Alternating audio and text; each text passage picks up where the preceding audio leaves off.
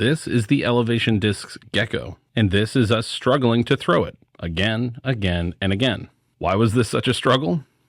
Because the disc is in the details. Hey everyone, it's Greg from Six Sided Discs.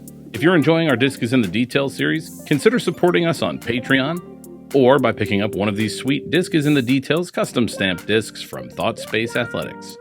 Find them all at sixsideddiscs.com. Now, back to the Gecko. Normally when we're working on a video idea, we go out to the course to record some shots, and any shanks or really bad throws or misreleases get cut and end up on the editing room floor. Because of course, we want to show the best representation of how that disc actually flew for us. But in the case of the Elevation Discs Gecko, things are going to be a little bit different. First though, we need to learn more about the Gecko. Have you ever felt your Firebird or Raptor and thought, gee, I wish this was made of super floppy rubber? Well, whether you did or not, Elevation Discs made the Gecko, an overstable 9-speed with low glide and lots of overstability. But the Gecko is far from the first rubber driver. The Divergent Discs Worm and countless Vibram discs, as well as Elevation's own Binks, all preceded the Gecko. But they all offer a unique ability to give you more control over the ground play on your drives. Elevation Discs is a disc golf manufacturer from San Antonio, Texas, that offers a lineup of 5 different molds. 2 putters in the Koi and Arowana, the mid-range Interceptor, and their 2 drivers, the Binks and the Gecko. We did a video recently in our Plastic is in the Details series about the pros and cons of rubber discs. And if you want to learn more about rubber discs in general, check out that video at the link below. In that video, Elevation Discs co-owner Austin Minocci taught us a lot about their rubber blends and discs. One of the most interesting things about rubber discs, and that sets them apart from the rest of the market, is that they are incredibly durable.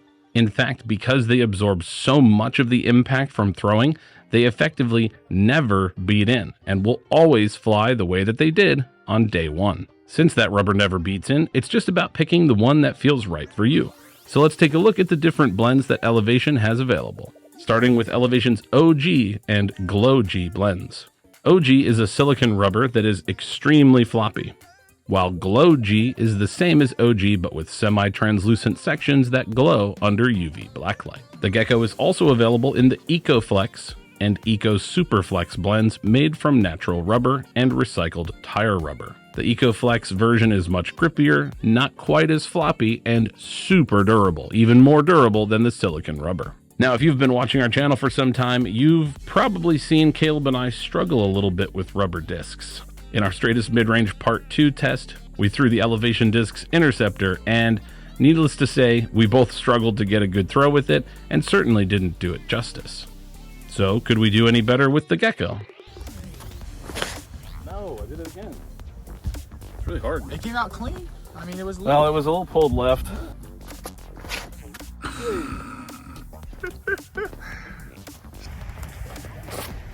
There's no way. I'm gonna need you to sub in. No. Very much no. Now, we'll look at more of these throws in just a minute, but I want to think back to our rubber discs video.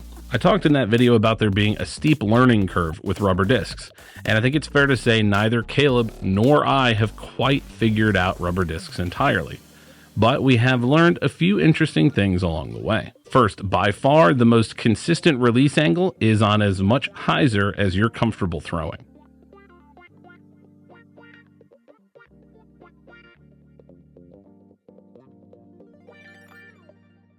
And the reason for this can be seen by simply holding the disc in front of you. I'm trying to hold this disc flat, and as you can see, it's already on quite a bit of hyzer angle. The rubber's so floppy, and the weight of the rest of the disc is effectively forcing the disc onto a hyzer angle, even though I'm trying to hold it flat. And to throw it flat, you have to hold it on a pretty severe anhyzer angle. And to try and throw it on anhyzer, well, you almost have to throw it on a roller angle. Now, there may be some way around this. If you have just the right amount of snap and not a lot of like weird movement in your reach back or pull through, then maybe you can get these discs to come out clean on the angle you're looking for. But we really struggled for some reason with the Gecko. We also found that for whatever reason, on the majority of our throws, the disc came out severely nose down and almost flew straight into the ground on both backhands and forehands.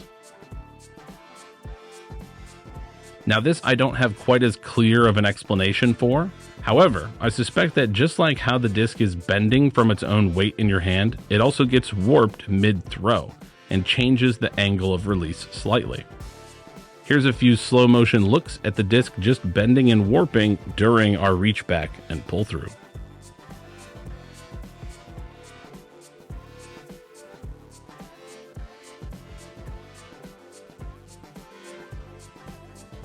So while it's pretty difficult to get a clean release the first few times you throw the disc, luckily if you try something long enough, you're bound to get a few good throws. So let's take a look at how the Gecko can fly when you get the angles just right.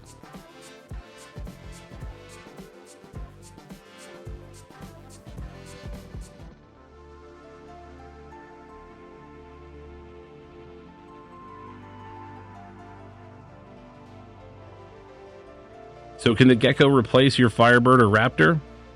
Definitely not, but it could be a great partner alongside it, enabling you to stick the landing on steep slopes where you might otherwise roll away. Testing the Gecko also helped me realize that when I'm trying out a new disc, I usually feel like I know pretty much everything about that disc after a handful of throws. But with the Gecko, I had to keep throwing and keep learning new things about it. I think that probably has more to do with the material than the disc itself, but I'm wondering how many of you ever experienced that yourself? Comment below if there's any discs that you struggled to learn and what was different about them. And while you're at it, comment below what disc we should do next. Remember, the disc is in the details. For Six Sided Discs, I'm Greg. We'll see you in the next one.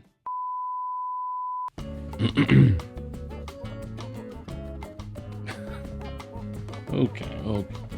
We did a video in our Plastic is in the Details series on the pros and cons of rubber discs. So if you want to learn more about rubber discs in generals,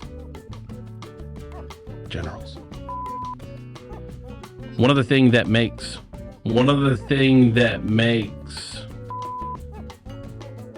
the most interesting things about rubber discs, and that sets them apart,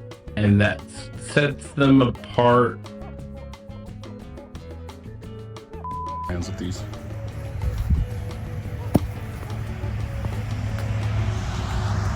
So I really need that nose going up.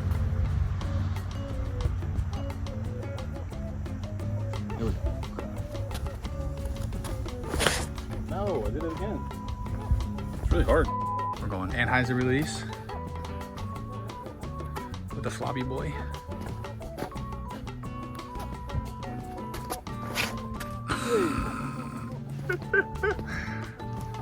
What do you want to do with this? I mean, this is going to be high. Try and throw it flat, maybe.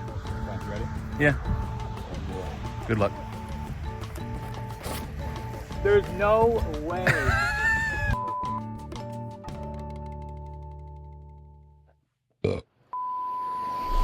If you like this content and want to see more, please consider liking the video, subscribing to our channel,